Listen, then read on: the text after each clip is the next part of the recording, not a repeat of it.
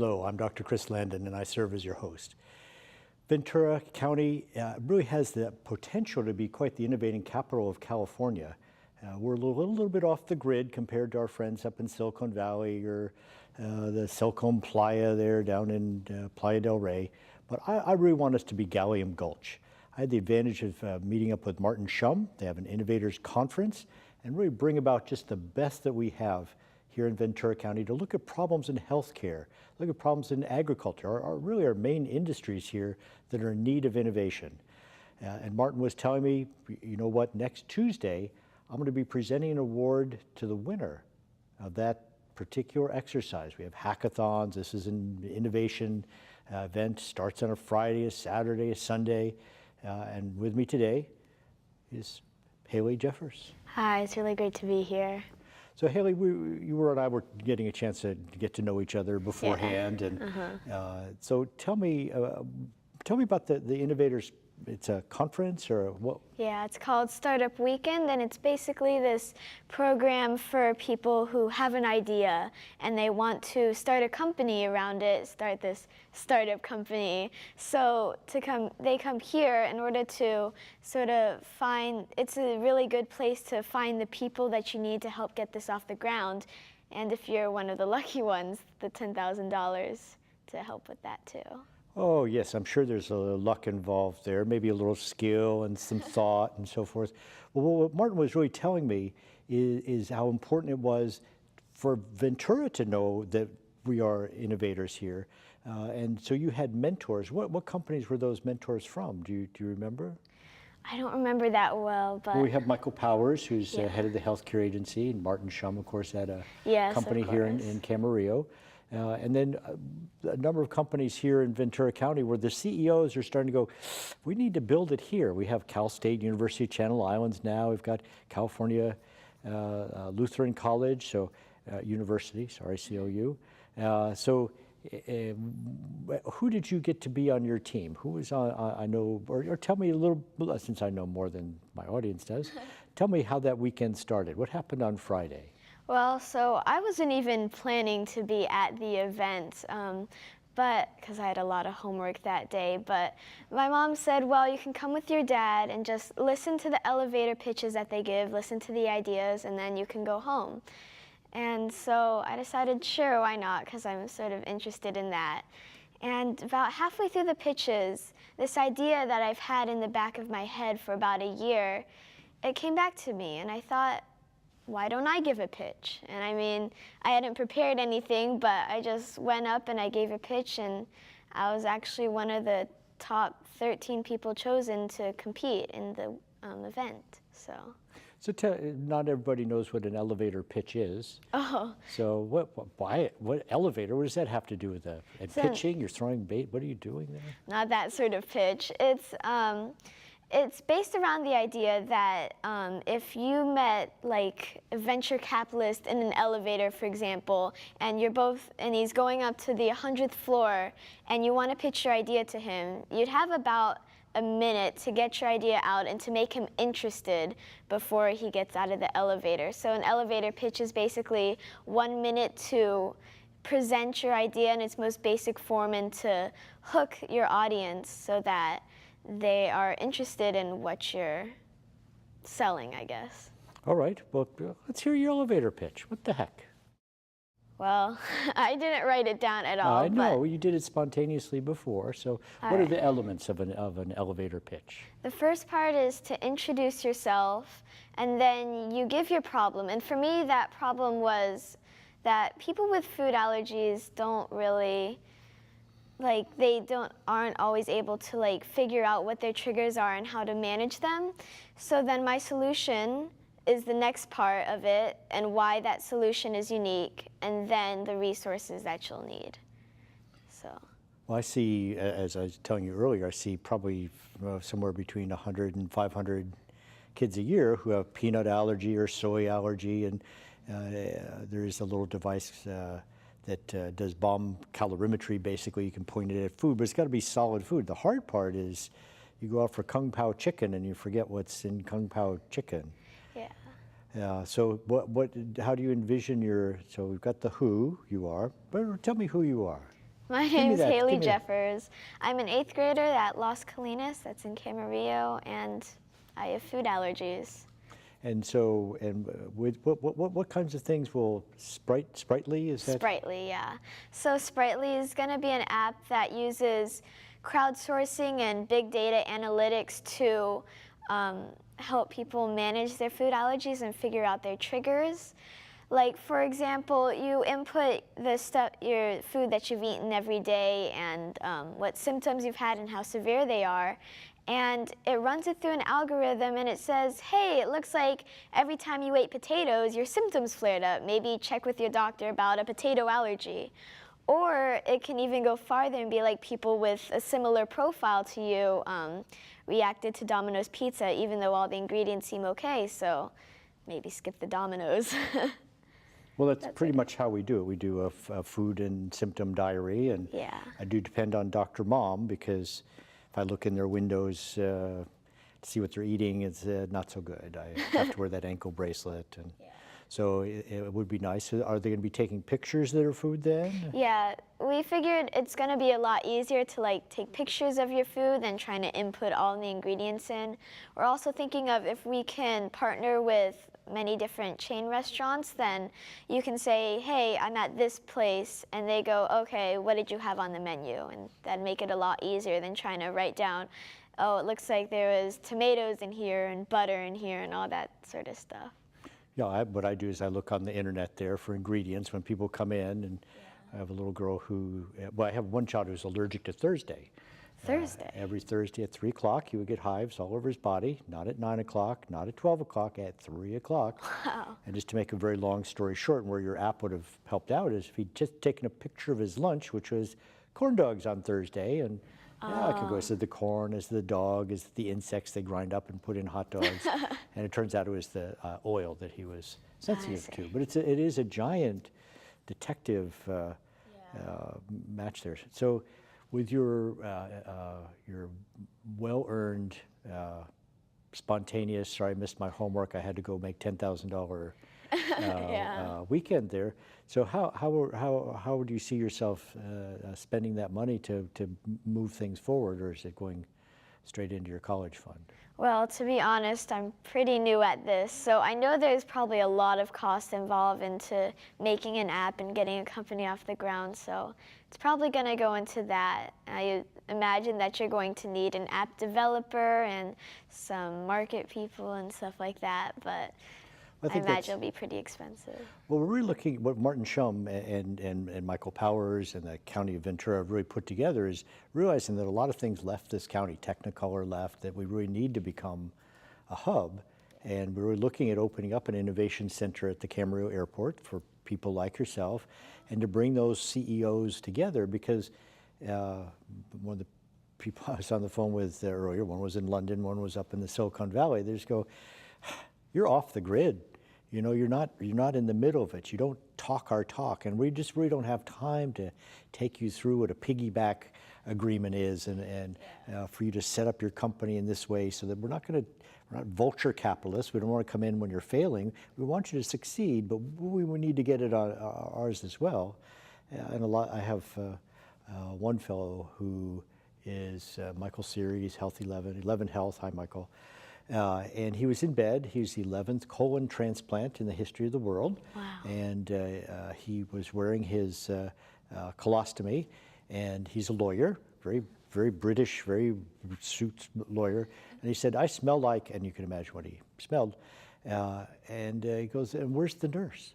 So they'd given him some things to play with, one of which was a wee glove.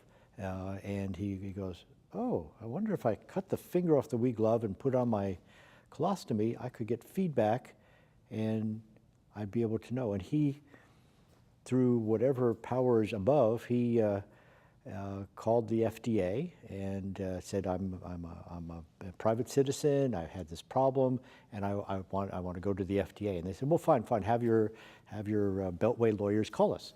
No, I'm calling. Well, then have your business. No, it's me. It's my 6 weeks later. He was approved by the FDA. It takes me 5 years with the companies I work with, and in 6 weeks he was there. He called up 43 venture capitalists in the United Kingdom, none of whom would back him. He looked up every venture capital firm in the United States, sent off a personal letter to the president of Sequoia Capital, who wrote him back. So, and it is now helping to fund him and get his business on the grid. But you have to talk that on the grid talk. Yeah. And that's why I was curious that we really want these entrepreneurs, these company owners, the lawyers, the people that you need to speak to be available for everybody there at the Camarillo Airport. So we're going to get you what you need. Great. And we have also with the continuing education, alternative education at the airport there, we have kids who are coders. So we'll need to get you, we'll get you all settled up there, because as a physician, I have patients take their food and symptom diary, and then they, of course, leave them at home the day they're supposed to see me. So I'd much rather have your uploaded app. Okay, so we know kind of who, what, where, when, why, and you're going to have to figure out how much it's going to cost you. Well, there's some other things about your extraordinarily lengthy life there. One of them you and I share, and I was telling you in 1964, 65, that yes, I was the Conejo Valley spelling champion. So tell me about how you got involved in spelling bees. Well, so and where'd you end up? where it really started was my brother, right?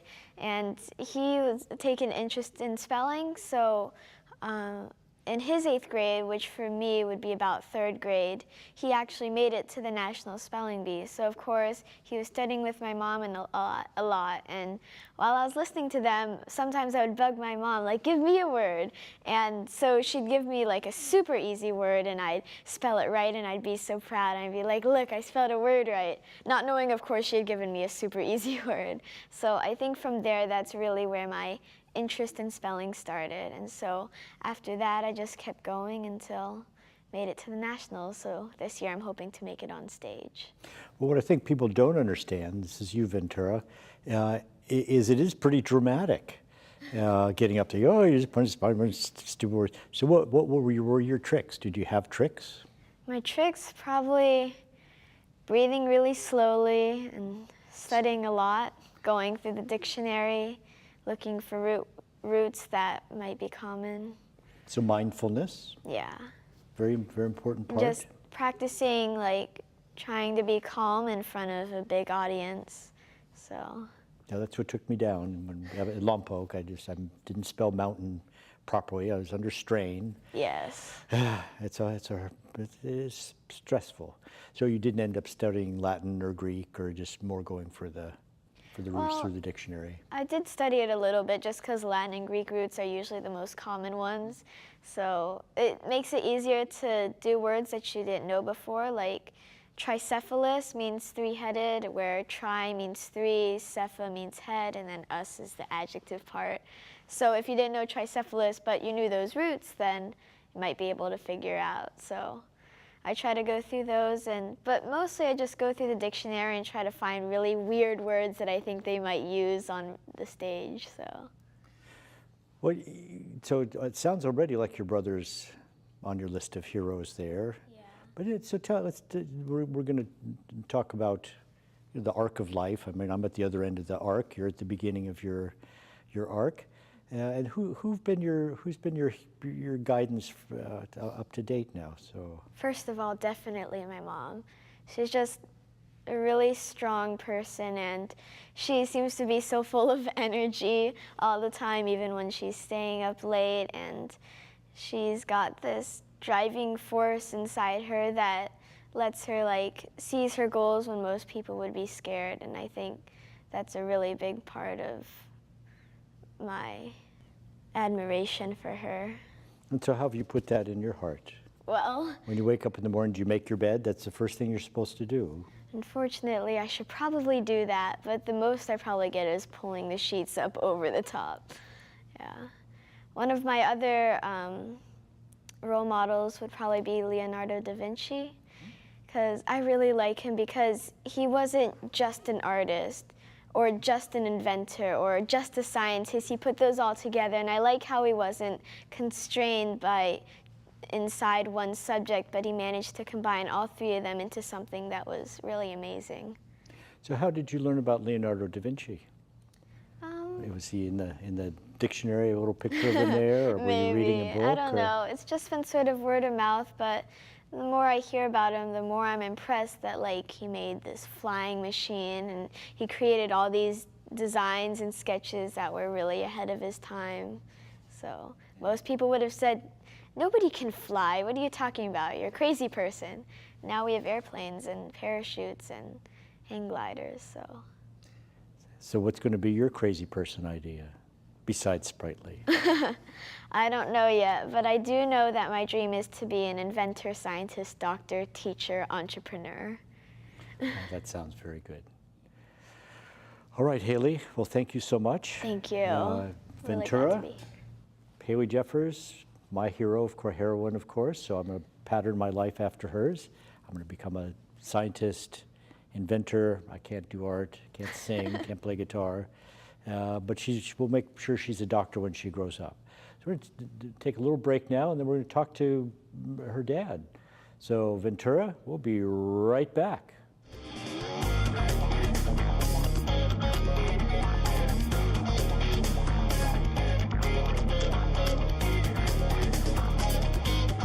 Ventura, welcome back. I'm here with Dr. Jeffers, who I think it's Dr. Jeffers, father of Haley, so F-O-T-H is the other initials behind his name there. And I've asked him just to help me find out where she's from and also talk about what it was like to be the father of these children and married to the heroine of all of ours. So Dr. Jeffers, welcome. Thank you. So what is it that keeps you occupied during the day? Well, I have my practice during the day, but as soon as that practice ends, then my next job begins, which is basically helping taking care of the rest of the family. So my job is just to fill in when to get people where they need to go and provide that transportation and to make sure everybody's fed and do all that type of stuff. Yeah, I think one of the most remarkable things is, of course, when someone is 13 and you lose all ability to know about food and you never get the right food, clothing, you know nothing about clothing, you know nothing about music or sports, but you never lose the ability to drive a 4,000-pound vehicle. It's remarkable how our IQs, and then by the time they're 28, I mean, the good news is at 28, our brains do return. I have a 34-year-old. I got smarter somewhere when she was around 28 or so there is a future. You know, I figured that out also, is my parents got incredibly dumb, by the time that I went into high school, and they stayed dumb until I got, basically through college. I realized, hey, they became pretty smart, so I have hope. Yes. That eventually I will become intelligent again. Let's talk just a little bit about that day job, besides that, your full-time job at night. So where do you practice? I practice within the Dignity system at St. John's Regional Medical Center and at Pleasant Valley Hospital in Camarillo. And you're in? Orthopedics. So I'm a general orthopedic surgeon, but I really have an interest in joint replacement, but as well as arthroscopy, such as knee cartilage restoration, rotator cuff tear repair, basically trying to get patients up and going as fast as they can with the least amount of downtime. Now, Haley, we've noticed that she's an innovator. It certainly has. Has that been part of you? Where did that DNA come from? Have you a lot of orthopedic surgeons who invent screws and joints and all that? So what's been your interest in innovation? My interest, I think, has always sort of been there for a while. When you're doing an operation and you think, is there a better way to do this? Is something new that I can use? And one of the things I really like about orthopedics is the chance to use tools and to use machines and things like that. But I had my own little celebration not too long ago, as I actually designed my own instruments. And I got it created, and it's actually being sold, and I actually get to use it as well. So I think that's probably where she got a little bit of that from me. But her mom also is very much interested in thinking about new ways of doing things, not necessarily the more mechanical things, but the new ways of seeing problems and then being able to come at them sort of a slightly different way and then solve them in good ways. And I think Haley has gotten a lot of that from her mom. So there's the right way, the wrong way, and mom's way.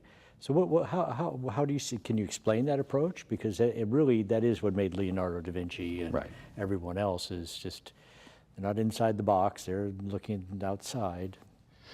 It's approach, it's been harder for me to understand, but I've learned to appreciate it. It's just being able to, to take that 90-degree swing around and actually see the problem at a slightly different way, and saying, although these have been the standard ways we've solved the problems, maybe you can approach it a little bit differently. And she's been very good, Haley's mom, about, especially using social skills and understanding, how people might see different problems, and therefore you can, if you can understand it and how other people see it, then you can solve it, maybe using a different way that way. Well, there's kind of an emotional intelligence Exactly. there too. Right. I was on the phone earlier with a group, and one of the fellows had been, he's up in the Bay Area on the grid, because being on the grid's important up there, and we're a little off the grid. We don't quite have all the resources we need, although we're putting them together. And some young kids up there had called him up, and they had this idea, and you could get a Bentley on your phone with a chauffeur. And he goes, that's really not a great idea, although you could use it as a reward. Why don't you have ordinary people with their cars available by phone? Of course, that's that pivot move to Uber. Mm-hmm. So pivoting is really important, and being able to do that. And when you're going down a path that's not the right one, it takes courage to change too.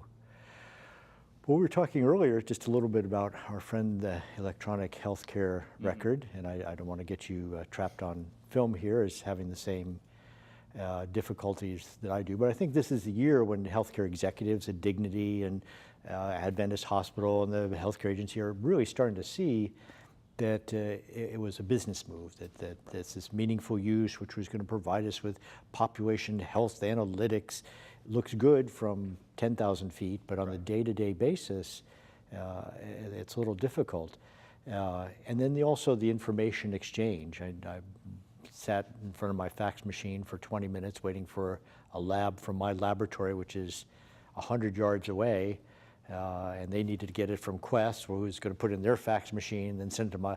So how would you see healthcare records improving to make them more actionable, more something? What kinds of information would you need from the hospital? That's a big question, and that's an easy one. And it's going to be the information that you need right then and there, and trying to figure out what that information is and how to get it to you in such a way that doesn't put up a barrier between you and that patient, I think is also going to be important.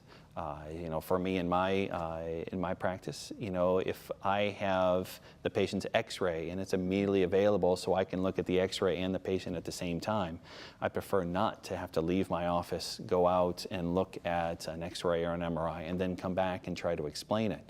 For me, I really enjoy the idea of the teaching and the showing, and if I can get the patient involved with that, I think that's a good thing. But in terms of that data, my data for me is probably not going to be the same data for you. And trying to make one box, such as Cerner or something like that, fit so many different practice variations with the physicians is going to be really difficult. And I think that's where we're really running into. It's easy enough to get all the demographics of where the patient lives and their medications and when they had surgery, but how that we can make that better to make the patient's care better, I think that's where we're already running into the problems now. No, are they ready for the operation? Do they have, I need that EKG now, the cardiology consult now, and all that, so we do get better patient care? Right. Well, your daughter has certainly picked up that we need an app. I think we need something much bigger than just food allergy to help us through all this. And then you have a son as well, who's and he wants to be. Is he staying away from medicine, or? He actually, despite the influence of his parents, wants to go in medicine, which actually makes his parents extremely proud. We're very happy that he wants to go into it. So he's up at Berkeley studying biomedical engineering. So he's just started up there, just finishing up his first year. So I think he's really enjoyed the experience, really liking the new exposure that college is giving him, and you know, I have hope that you know, he'll really find what he likes to do. Well, and it's a priesthood. I mean, where you and I came from, you know, the kids wonder, hey, you know, it's 3 in the morning. What are you doing? What are you doing up? And a lot of millennials now, what I'm afraid of is it's a job. It's 9 to 5, and things have to be different from that. And I don't know how, because we're so burned out on the electronic healthcare record, the joy of practice sometimes has left. So personally, I'm working on something to make our multi-specialty clinic flow and get that information in and get the information out to others. And I hope we can do the same thing in orthopedics to make your day enjoyable, to teach, to have that interaction with patients instead of, oh, is there a patient in the room here somewhere? It's just crazy times. Right. So, all right, Ventura. Well, thank you, Dr. Jeffers. Thank you. Ventura, we're going to have an innovation center here in Camarillo that's coming up. It's going to be harvesting the ideas and helping people like Haley. We'll get the mentors, all the business people to help support it. We'll attract funding. Mike Powers, I need the taxes on these kind of enterprises to be decreased. But Ventura, it's really time to support all the technology high schools, the local schools. We need to turn Ventura not into Silicon Valley. Gallium Gulch is okay. So Ventura, it's time for you to get moving, innovate.